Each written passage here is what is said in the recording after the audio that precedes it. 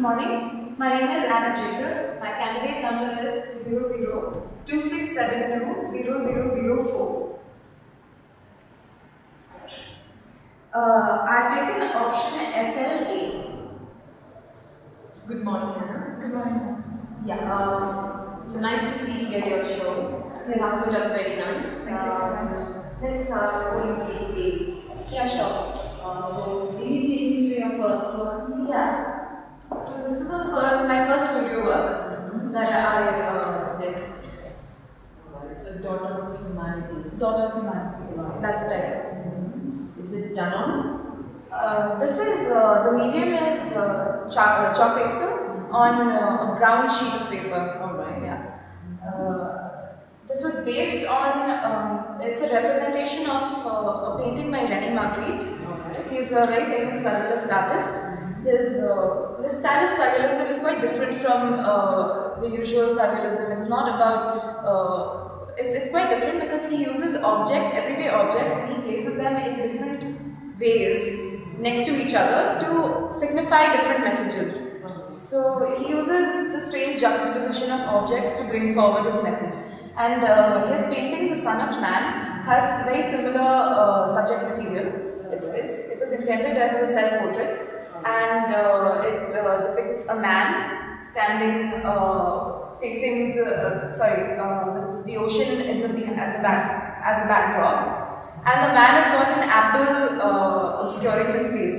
So I took the same ideas. I just wanted to pay my tribute to that painting because I like that artist a lot, and I took it as a self-portrait as well. So it's a girl my age, and she's got an onion in front of her face instead. Alright. So, is it a subject? Can you tell me, describe what your subject is? Because I can see a lot of onions. Yeah. And a lot of human faces, and especially female faces. Yeah. My theme is actually it's got to do with the layers of personality. So right in my first studio work, the reason I took the onion as a symbol is because in psychology there's this metaphor called the onion metaphor for personality.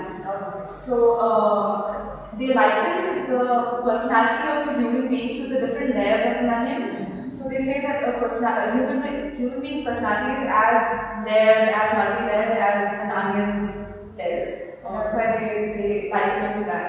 And also you see a lot of female figures because I also have an emphasis on female form in my theme. That's because I believe that females are more expressive through their body language and facial features.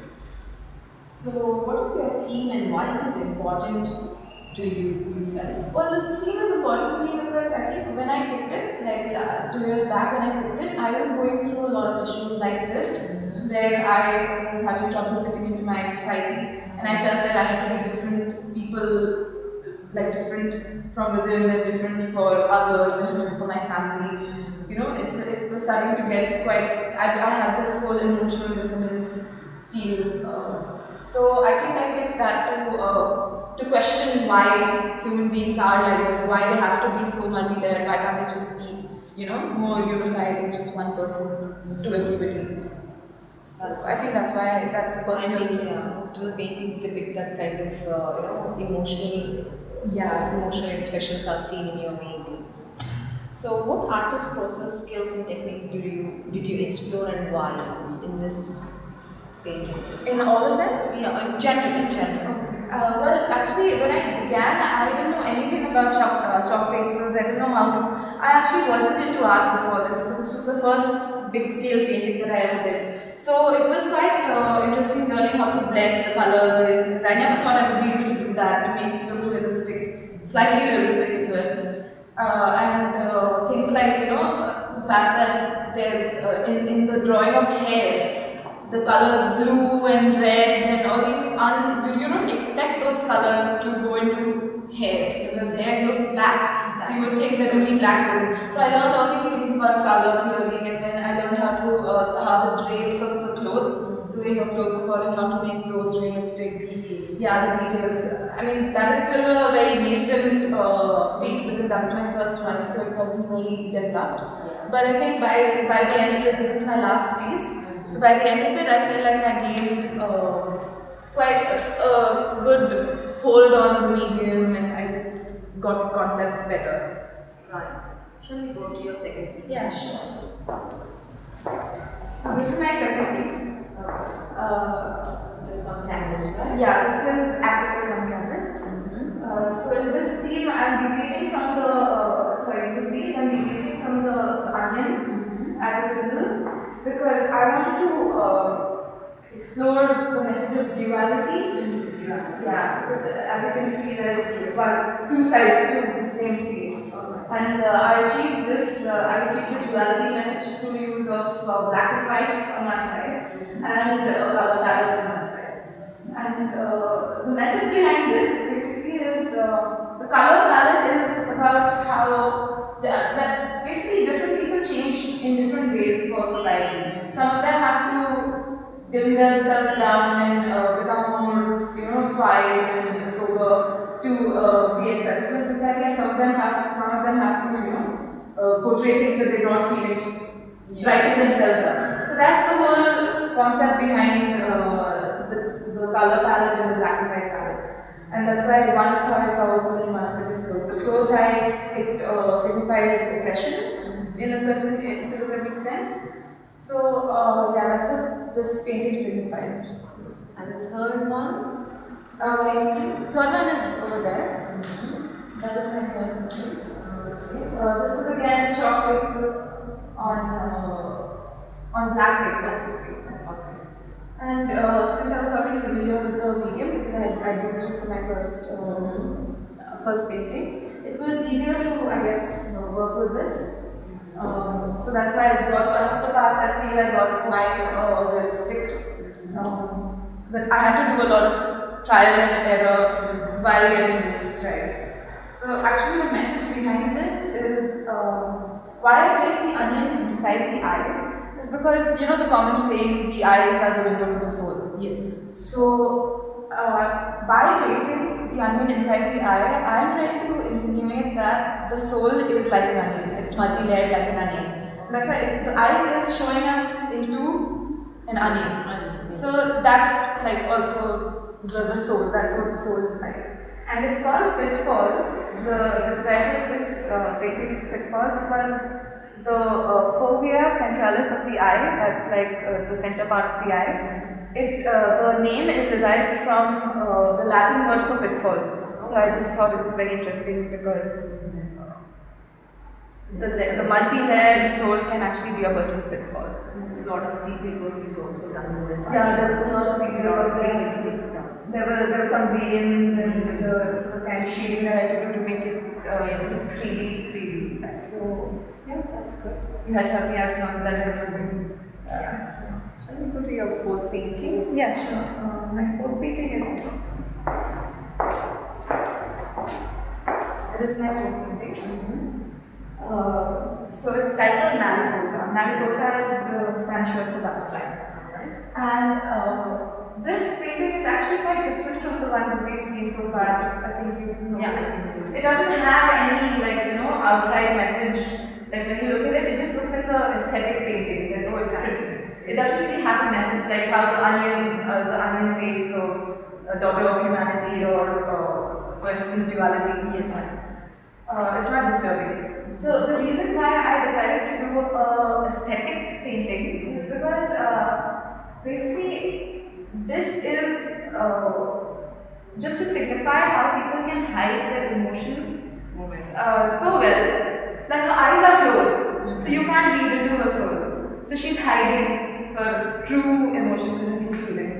And this, you don't know, maybe she is multi-layered, maybe she is going through her own turmoils, internal conflicts and stuff, but we don't know because that's how human beings can lie so well. And that was taken from a quote of René Magritte when I was doing the first painting. I came across a quote where he says that we always want to see what is hidden behind the objects. And that's why he places objects in such a way, to hide.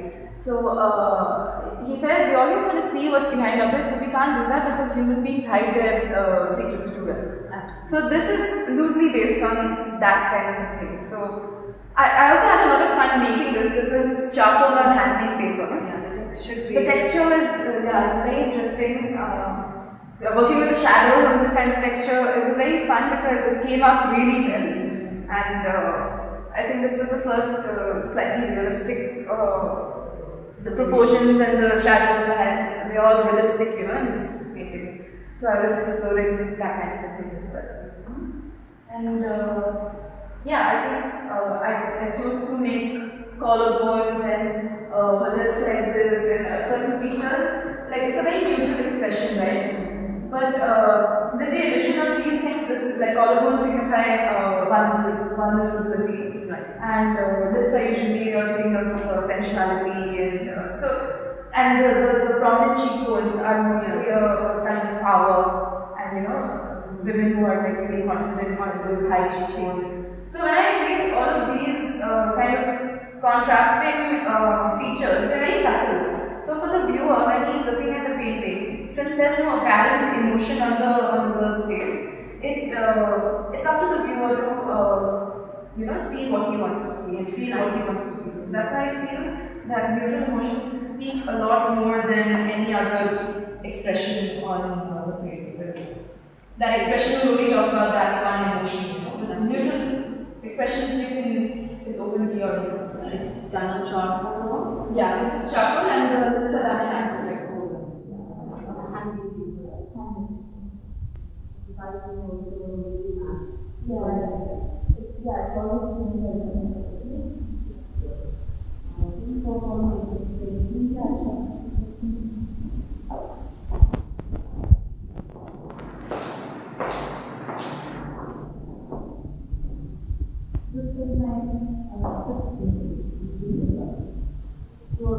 Time-lapse angst.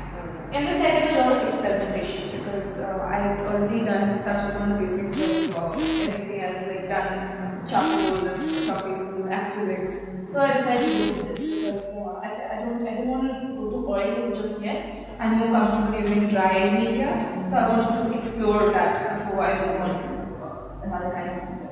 So what I did with this was I actually took newspaper and I gave us a light acrylic wash. So I was experimenting to see what kind of an acrylic wash would look good on it, whether I should do it with dry brush, and those are the pages in my investigation workbook, whether I should give a thick wash or a thin wash, and I decided to go with this. It's a thin wash. So you can read the words through it. And on top of that, I worked with the charcoal. Right. So this painting is mostly unlike what I said before, it does not have a neutral expression. It's about she looks agonized, So the title suggests, I'm like time-lapsed angst. So I think since I've been portraying such neutral faces so far, it's like how long can you hold it inside you, being this way, and then it finally comes out as angst. So that's why my fifth painting is like this. So when it comes out as angst, it's like a process. All my paintings are a process. It builds up to there's development of emotion that based on the subject. So this is basically just one person. That's why it kind of melds into each other. Yeah. So it's not three different people because it melds. Like there's movement in this. I feel like it's moving into each other. It's just kind of.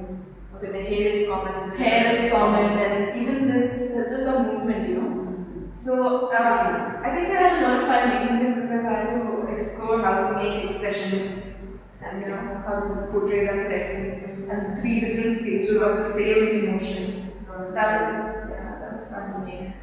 So, and also hands are always difficult to draw, so I think I practiced that as well.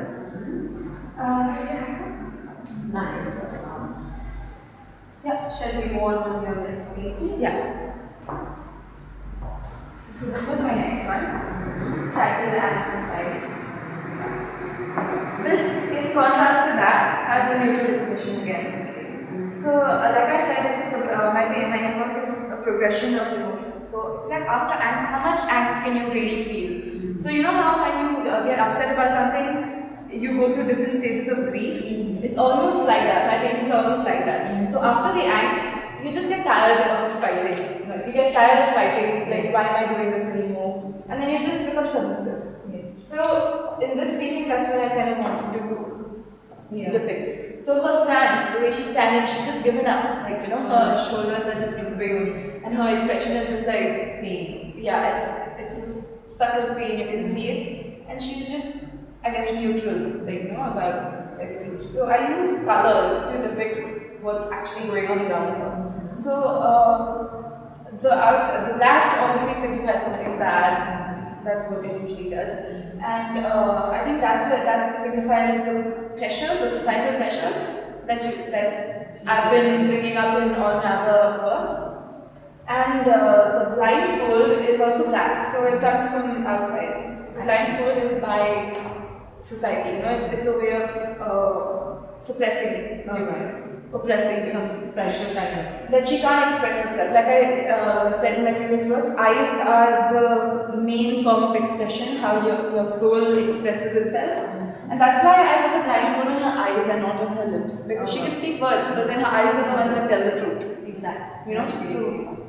So that's the truth actually. Yeah, that's what I went for with this. It doesn't have any of the symbols, the typical symbols that I use, the onion or anything, but I feel it's a very powerful picture because of the contrasts in and there's a lot of movement as well. By these strokes, it's a lot of movement as opposed to the duality one. There was no movement as such, it was just merging into each other. Exactly. But this one has movement, so it shows some sort of like force, I suppose. It just adds to the intensity of the piece. And what sort of medium have you used to do this? Oh, this is acrylic, one second. This is acrylic on handmade paper. And the texture is very beautiful. I use a lot of dry brush technique over here, and over here I can use proper wet brush. Yeah. And that was your medium. I think you're quite all of the paintings are the same, similar kind of size, hardly one or two. Yeah, similar sizes, except I think the one we saw before, that one is a smaller one, but almost all of them are large scale. I've enjoyed working with large scale paintings a lot. So, shall we move on this one? Yeah. This is my 7th piece. It's titled Coming Out of the Shell. Alright. So, after all of that, after the oppression and after giving up, there has to be a happy ending. So, I think this is my version of a happy ending. Alright. So, again, the face is very pleasant, it's just, neutral. So, it's not like she's overjoyed about coming out of the shell or anything. Because I still feel that neutral expressions speak the most. And her eyes are open, and I think there's just some sort of raw truth to it. And this was a very interesting medium to work with because it was canvas, and I used charcoal on canvas. So charcoal on canvas gave a very interesting texture, and when you blend it, it almost looks like you've painted. All of this is charcoal actually, it looks like paint, right? Absolutely. But I had a lot of a good time making the shadows, and especially for the skirt and everything. I had to make the flowy sort of texture, and I had to use one of my friends as a reference actually for the correct shadows and stuff like that. Is it the shell you have taken as an object in handles, right? Yeah, I've taken a shell. This is actually based on a shell that I collected on the beach. It's almost a still life sort of representation of that shell. And the reason I took a shell is because I wanted to keep it aesthetic. I didn't want to use something that would make people question too much. Like if I put an onion behind this, they would be like, oh, why is this like that? Perturbed them. So I wanted to keep it aesthetic because type Mariposa. This is again. This is the only other painting where her whole face is like that. So almost like a really kind of yeah, exactly. So I think in the paintings that I actually explored the female face, I keep it aesthetic because that's how my work is turned out. So a shell also signifies a sort of, and Mariposa is butterfly, right? Yes. So a shell is like a cocoon. So when you come out of the cocoon, you have a butterfly. So that was my whole idea behind this. So I'm channelized actually. Yeah. But you just more on your last painting. Yeah, my last painting is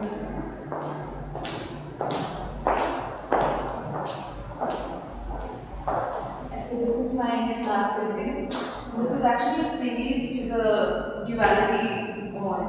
This is titled Duality 2. Yeah. So although it's completely different art movements, this one is more African art inspired by African art, but this one is a Cubist inspired painting. And the reason I chose Cubism is actually very interesting. Basically Cubism as an art form, it takes an object, it deconstructs it into different pieces, and then it re-represents it from different perspectives, right? Like, so it looks like when they put different perspectives on a canvas, it looks like you're seeing the same object from so many different perspectives, all at once, and your eye can decide where to move. So from one perspective to another, it's very interesting, the whole Cubist movement and what Cubism actually signifies. And so basically, by using the different perspectives, it's an analogy to the different layers of personality. So when I have so many different components in this canvas, it's just, this is again duality.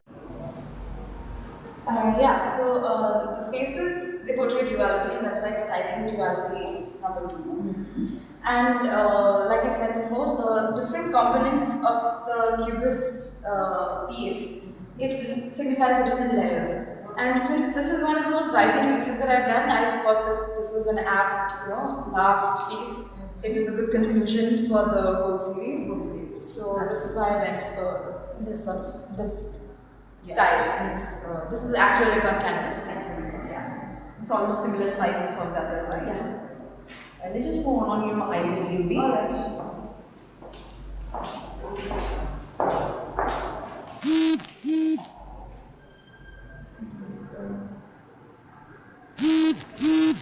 It's just a brief introduction. This is introducing my family. Oh, this is the Rene Margaret. Yes, this was the artist page for my first studio work. This was my planning. Oh, and this I described the onion metaphor. Alright. Yes, this was the original painting that I based my painting on. I just analyzed the painting through all the...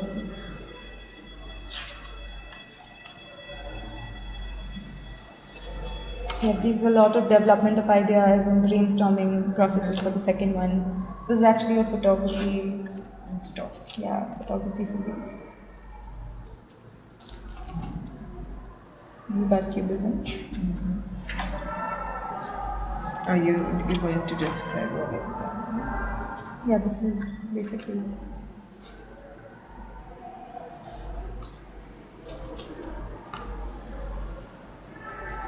Yeah, that's fine. Cool. And thank you so much, Anna. And I hope you're going to continue this. Yes, I definitely will. Right. Thank you so much, ma'am.